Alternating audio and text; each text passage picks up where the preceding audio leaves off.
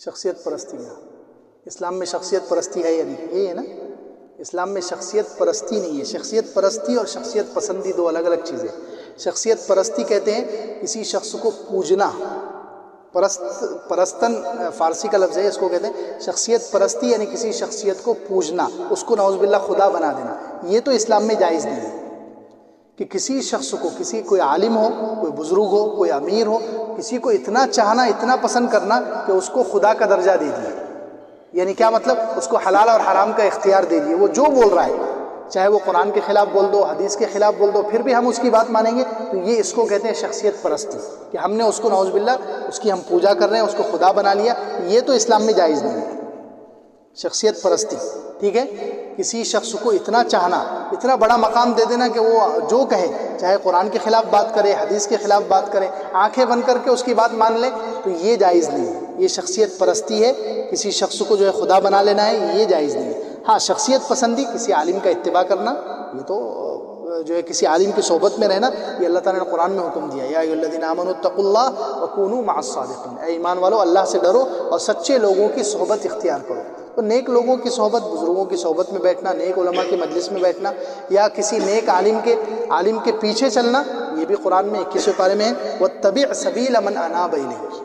اس کی اتباع کرو جو مجھ تک پہنچ رکھتا ہے. یہ اللہ تعالیٰ نے بولا, واتبع, اس شخص کے راستے پر چلو جو بار بار میری طرف رجوع کرتا ہے, یعنی جو اللہ کا نیک بندہ ہے, اس کی اتباع کرنے کا حکم خود اللہ تعالیٰ نے دیا سورہ لقمان میں. تو نیک آدمیوں کا اتباع, بزرگوں کا اتباع, علماء کا اتباع کرنا ہے, جائز ہے. لیکن کب تک؟ اس میں شرط ہے. نبی کے اتباع میں اور علماء کے اتباع میں یہ فرق ہے, یاد رکھیں. نبی کا اتباع تو آنکھ بند کر کے. نبی کا اتباع کیسا ہے؟ آنکھ بند کر کے, ہر حال میں ہے, اس میں کوئی شرط نہیں ہے. لیکن نبی کے علاوہ جس کا بھی اتباع کریں گے, اس شرط کے ساتھ کہ جب تک وہ حق پر ہے تو ہم اتباع کریں گے, اور جیسے ہی وہ حق کے راستے سے ہٹا تو ہم اس کا اتباع چھوڑ دیں گے.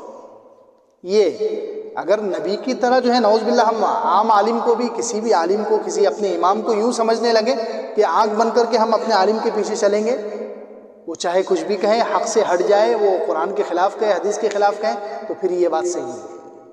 ہمارے پاس جو ہے شخصیت پرستی نہیں ہے, شخصیت کا اتباع ہے, لیکن اس شرط کے ساتھ ہے کہ جب تک وہ حق پر ہے ہم اس کی بات مانیں گے, اور جیسے ہی وہ حق سے ہٹ گیا تو پھر ہم اس کی بات نہیں مانیں گے. ہاں, نبی کا اتباع ہوتا ہے ہر حال میں ہوتا ہے.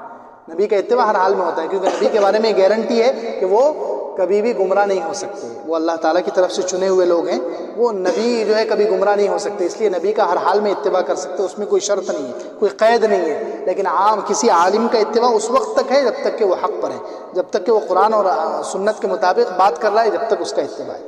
آگے لکھا ہے, کیا ہر زندہ فتنے میں رہتا ہے؟ فتنے میں, یہ حضرت عبداللہ ابن مسعود رضی اللہ عنہ کا قول ہے, فَإِنَّ الْحَيَّ لَا تُؤْمَنُ عَلَيْهِ الْفِتْنَةِ. زندہ آدمی فتنے سے زندہ آدمی فتنے سے محفوظ نہیں ہے.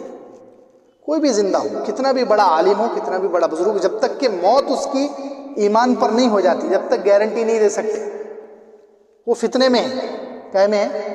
فتنے میں ہے, آزمائش میں ہے. وہ کتنا بھی بڑا عالم ہو, کتنا بھی بڑا بزرگ ہو, کتنا ہی عبادت گزار ہو, کتنا بھی بڑا فقیہ ہو, لیکن جب تک اس کا ایمان پر خاتمہ نہیں ہو جائے گا, جب تک وہ قائم ہے فتنے میں, یعنی آزمائش میں ہے, وہ خود آزمائش میں ہے.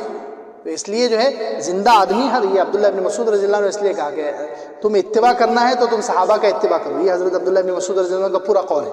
انہوں نے کہا کہ اگر تمہیں کسی کے پیچھے چلنا ہے تو صحابہ کے پیچھے چلو, وہ دنیا سے چلے گئے. اور جو زندہ جتنے بھی ہیں, فَإِنَّ الْحَيَّ لَا تُؤْمَنُ عَلَيْهِ الْفِتْنَةِ, زندہ آدمی فتنے سے محفوظ نہیں ہے.